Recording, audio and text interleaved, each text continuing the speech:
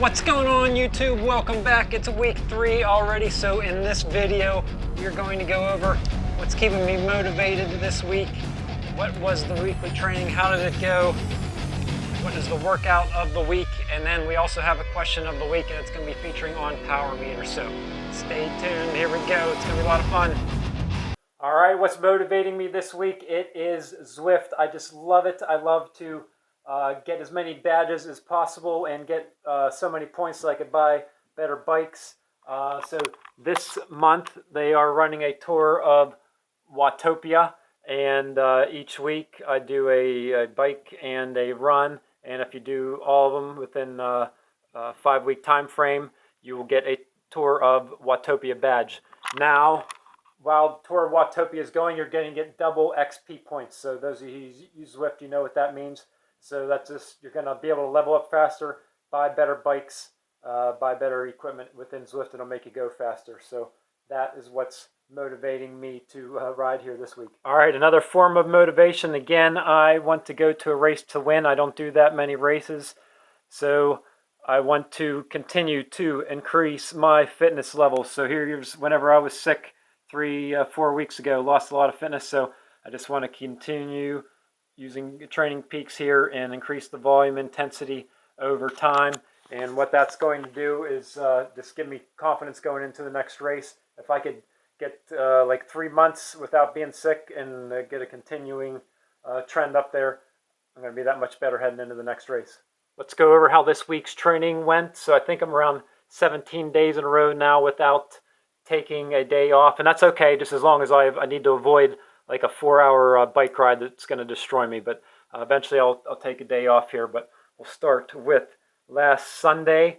I climbed Alpe de Zwift. I'm just trying to get the badge where if you climb it up 25 times, you get a badge. So I'm around the 21 times climbing up there.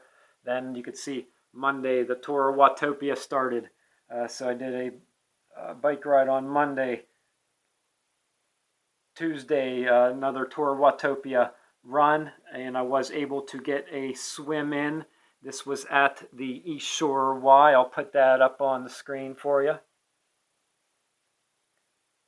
Wednesday, I did another easy run, and then at night, I just did, getting addicted to Zwift and thought it was pretty neat, so I went ahead and did another Tour of Watopia ride there. Thursday, another ride here again. Yesterday, I did a 6-mile run on the treadmill before work. 3 of those miles were at tempo pace, and then I went to the West Shore Y over my lunch break and got another swim. Now, hey, I generally like to get 3 to 4 swims in a week. However, I was running a conference this week, just was unable to do so. That's okay. I got 4 last week, 2 this week. We're averaging 3, so you want to get 3 at a minimum, but 4 to 5 if you want to improve your fitness level at swimming. All right, so let's go ahead and I'm going to take it to what was the workout of the week here. Let's go to that right now. What's going on? We're ready to head into a brick mile. Last weekend I did a brick 5K. So what I'm going to do here, just to motivate myself, I joined a Tour of Watopia race, Category B. Instead of pushing intervals, I am just going to see how far up at the front of the race. Going to have to push a lot of watts at the front, see what pack I can get into and challenge myself. And then we'll take you outside here to see how fast I can run a mile today.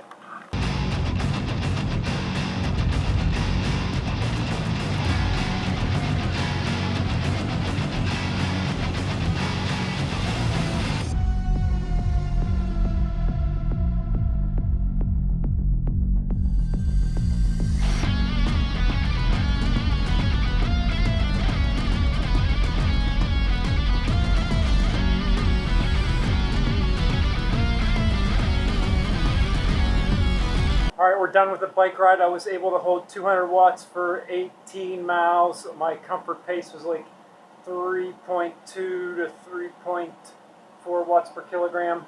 I lost the front pack around mile 4. I would have been able to keep up with them if I was just doing a bike ride, but consider I'm trying to run a mile as fast as I can.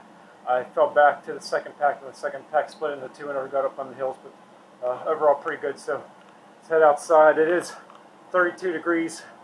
25-mile-an-hour winds out there, so it's going to suck, but figure out which shoes. I'll probably go with the 4%. Okay, here we go. Run portion of the brick mile. So goal pace, I don't know, 6 minutes, 5:45. This is my first mile test of the year. By the time I get to July, I'll be down to 5 flat. It'll be pretty interesting to watching me. It's consistency week after week. You'll see the progression. Also, whenever it gets warmer, you're naturally going to run faster. So what I'm going to run down there, make a 90-degree turn, make a 90-degree turn there, 90-degree turn there, 180-degree turn way down there, back against the wind. It's about 20 mile-an-hour winds in the back there. So yeah, I don't want it to be easy. I want to simulate a little bit. Here we go.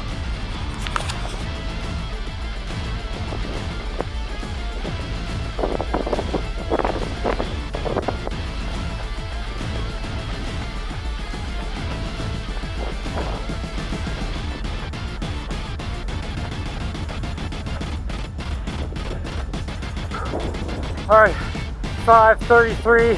I'm gonna take that. Anything lower 5:45 for the first brick of the year, and 32. 3 weather, high winds. It's gotta be good. Legs are pretty good. Go up to mile, probably 3 1/4 or 3/4 mile, and I start getting fatigued and jog the last quarter mile. We'll take it. All right, let's move on to the question of the week. It comes from Michael. Michael asks, I'd be interested in knowing what type of power meter you use and how you analyze the data to improve your performance. All right, great question. I have various forms of power meters, so I'm going to go over what types do I have, then I'm going to jump back to showing you how I use the data that comes out of the power meter to improve my performance. So the basic, hey, the Wahoo Kicker is a power meter. That would be the first investment I would make if you were getting into triathlon. I just Googled it here. $700. I think I paid a lot more. I don't know if it's a special right now. You have to do some research, but Wahoo Kicker. Next, if you're training outside, don't need anything special. Garmin Edge 500. I see one on Amazon this morning for $150. So you will need pedals in order, or some type of power meter within your bike in order to send the data to this. So what I'm going to do here is just show you. The Garmin Edge would hook on your bike right like that. And I have Garmin Vector pedals with foot pods, so it sends the data up to the Garmin Edge. I think I paid $1,700 whenever I first got these. I think you might be able to get them for $1,200 right now. I prefer these types of pedals here over the Speedplay pedals, and I'll put the Speedplay up on the screen. It's just you get a lot more power. There's a lot more bass. It's connected to your foot with this larger pedal type here as opposed to the Speedplays.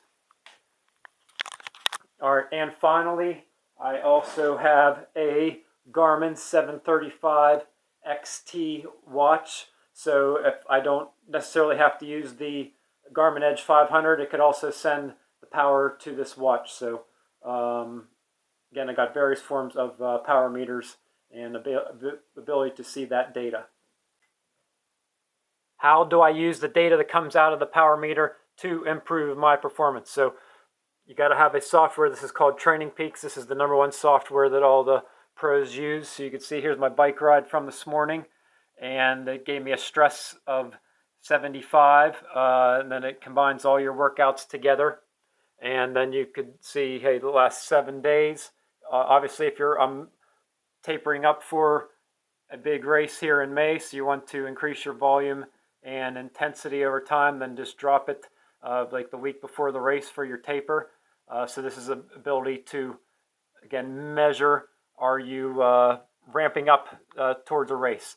What I don't, for sprint triathlon, I do not use the power meter during a race to say, hey, I could hold 240 watts or whatever. During a sprint triathlon, you ain't looking at your power meter. It's all out the whole time. But if you're training for half Ironman or Ironman, then yeah, you want to know how many watts you could hold for a 5-6 hour bike ride, and you use that data on your Garmin Edge 500 or whatever device you have. That way you just know how to pace yourself during the race. But all right, that concludes this week's video. I am going to turn it to my previous video on Phoenix Full Arm Fulcrum, the swimming tool that I use.